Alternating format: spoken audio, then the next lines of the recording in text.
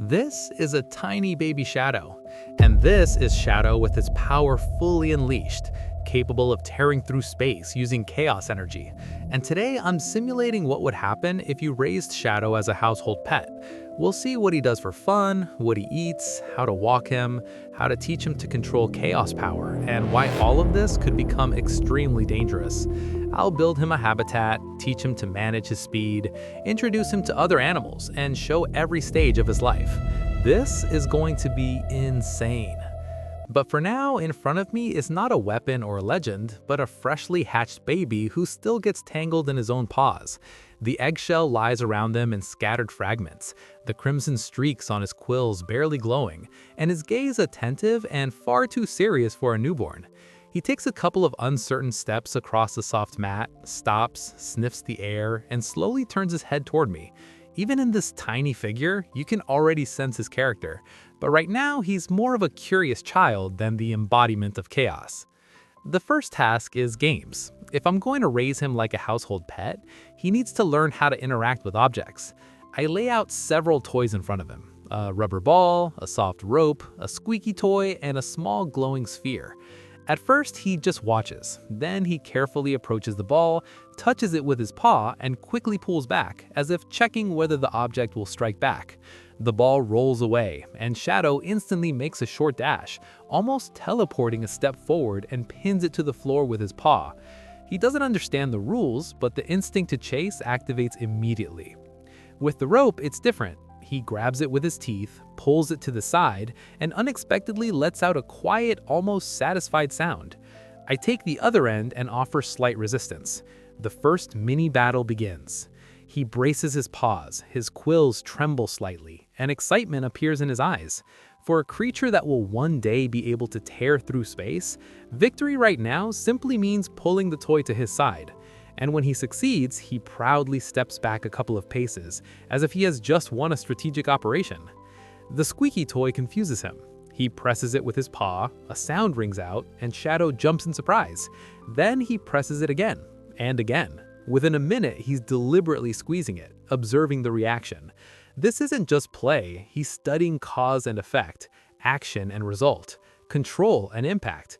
Even in something so small, his nature reveals itself. After games comes mealtime. I want to understand what he likes, so I set up a mini tasting. On the plate, one by one, appear berries, pieces of fruit, small slices of meat, and even pancakes. I spear the first piece on a fork and bring it to him. He watches carefully, tilts his head, and cautiously tastes it. With the berries, he hesitates, as if analyzing the flavor. With the meat, it's simpler. He grabs it faster, his movements becoming more confident. But the real reaction appears when I offer a pancake.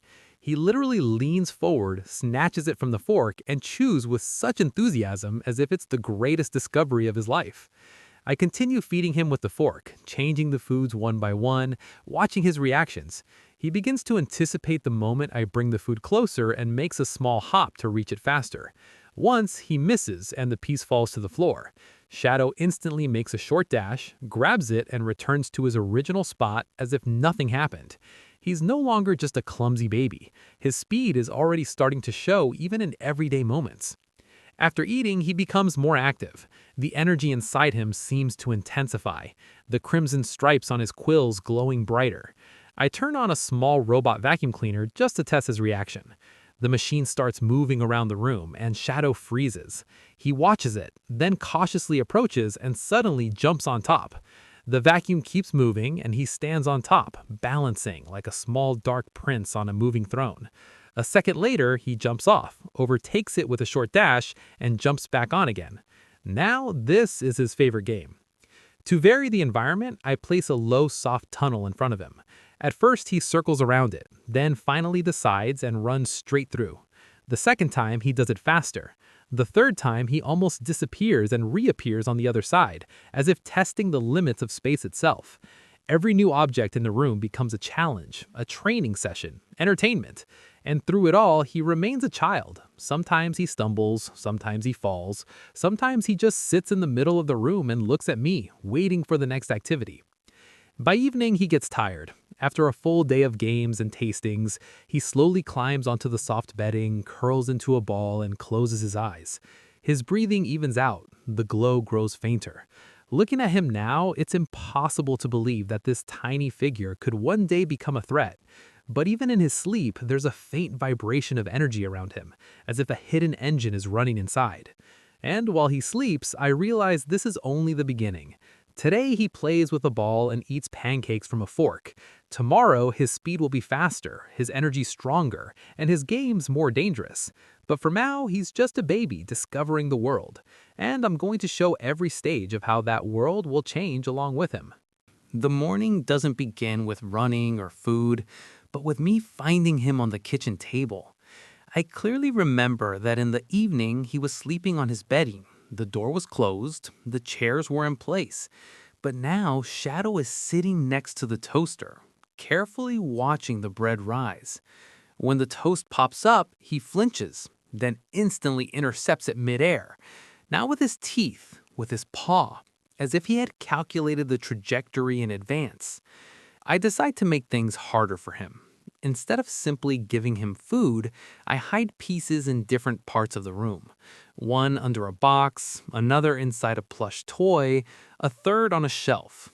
At first, he doesn't understand what's happening. Then he starts sniffing. He finds the first hiding spot quickly, the second more slowly, but the third makes him pause. He looks up, steps back, makes a short dash, and ends up on the shelf. He doesn't jump, he appears. This is no longer random speed, this is calculation.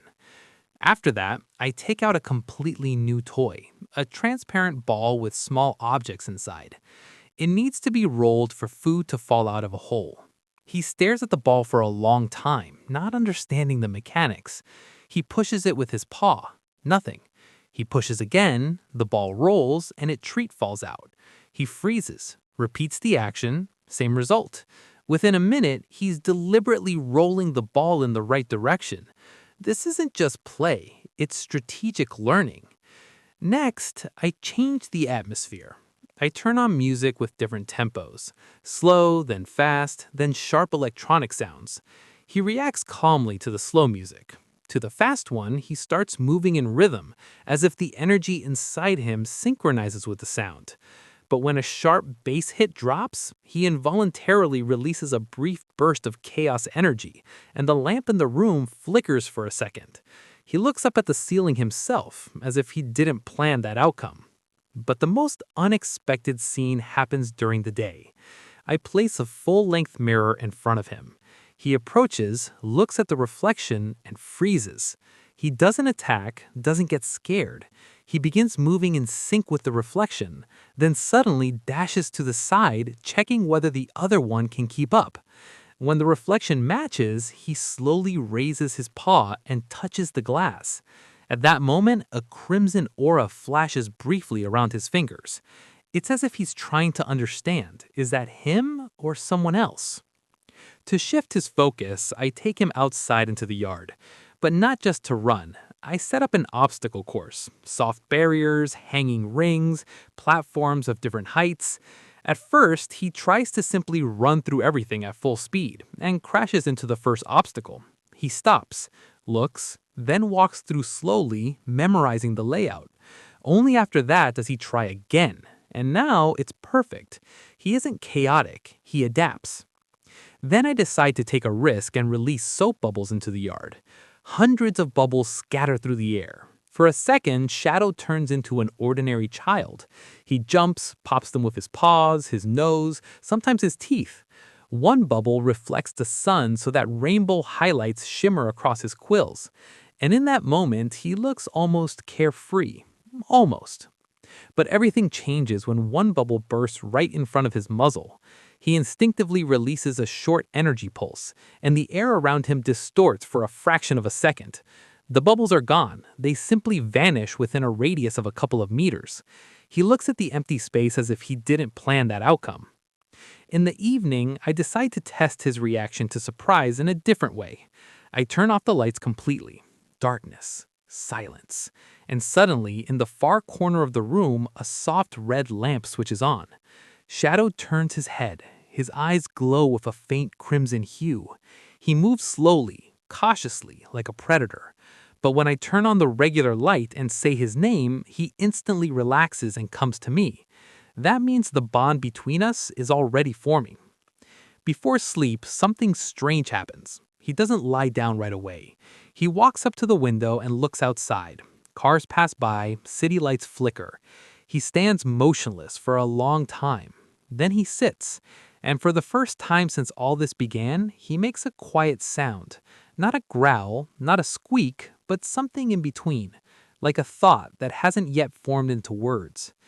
Today wasn't just a set of games. He was learning to think, learning to choose, learning to control impulses. And most importantly, he began to become aware of himself. And I'm starting to realize the problem won't be his power.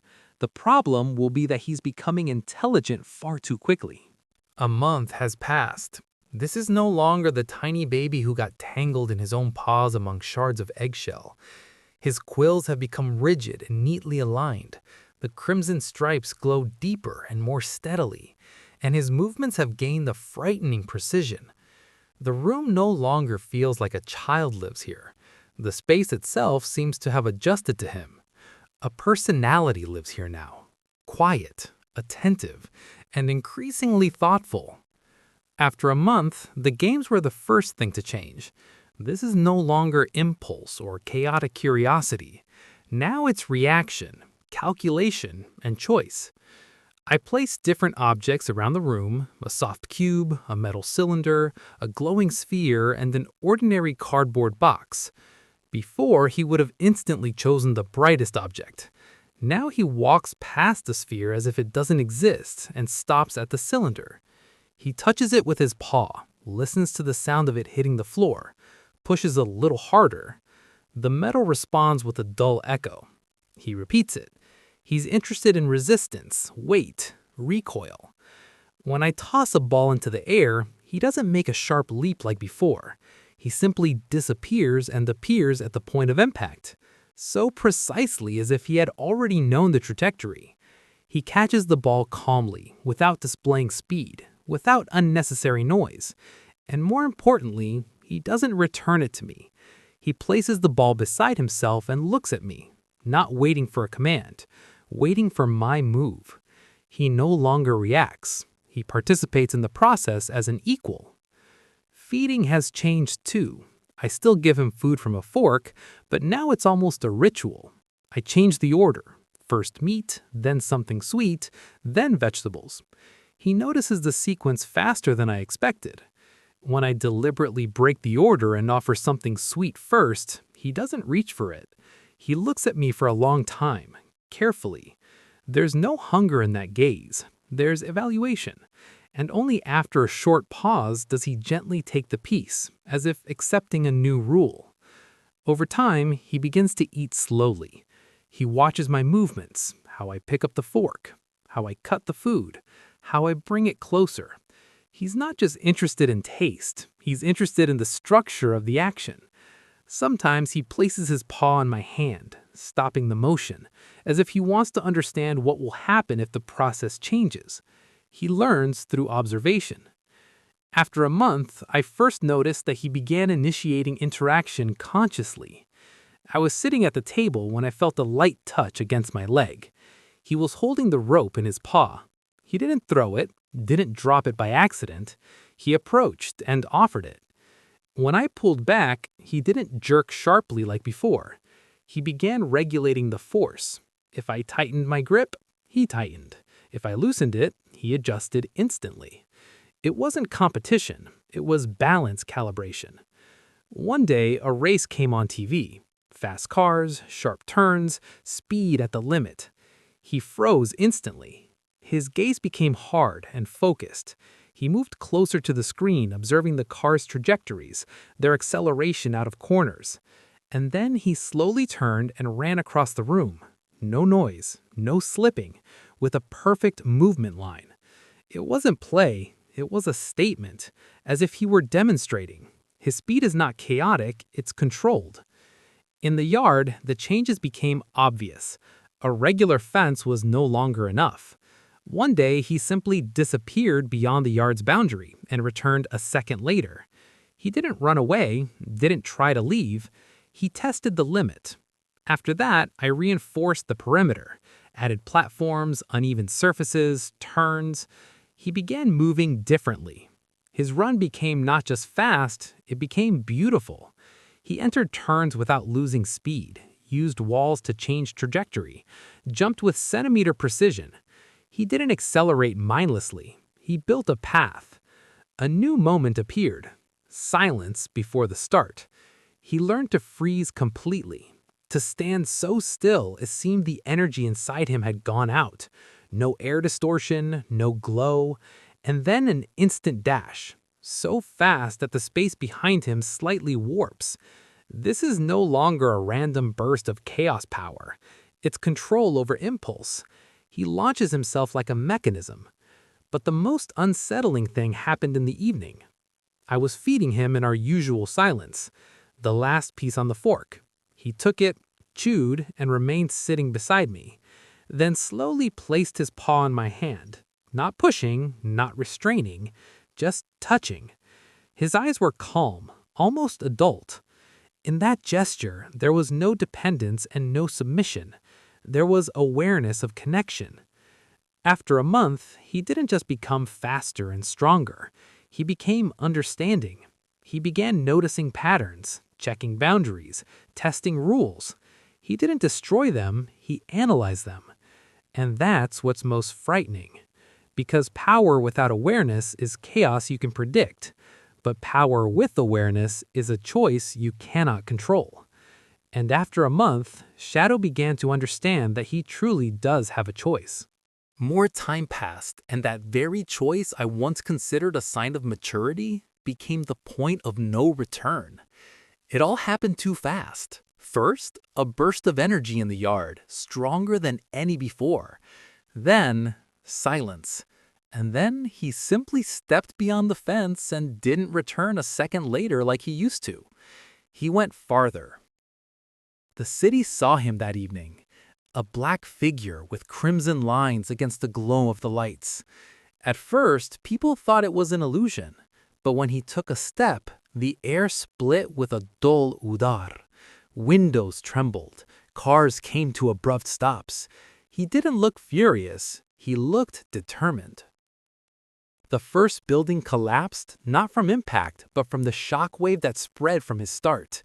Asphalt cracked, streetlights went dark. He moved fast, too fast, leaving a distorted trail behind him. Each dash broke more than he may have intended. Sirens, screams, panic. The city was not ready for a being that had become faster than fear itself. I saw his silhouette in the smoke. I called his name. For a moment, he stopped, just for a second. His crimson eyes turned toward me. There was no hatred in them, only heavy understanding. And then he vanished. No explosion, no flash. He simply dissolved, as if space had closed behind him. The city was left in ruins. Silence came as suddenly as the destruction. And the most terrifying part? I don't know whether he left to protect us from himself or to one day return.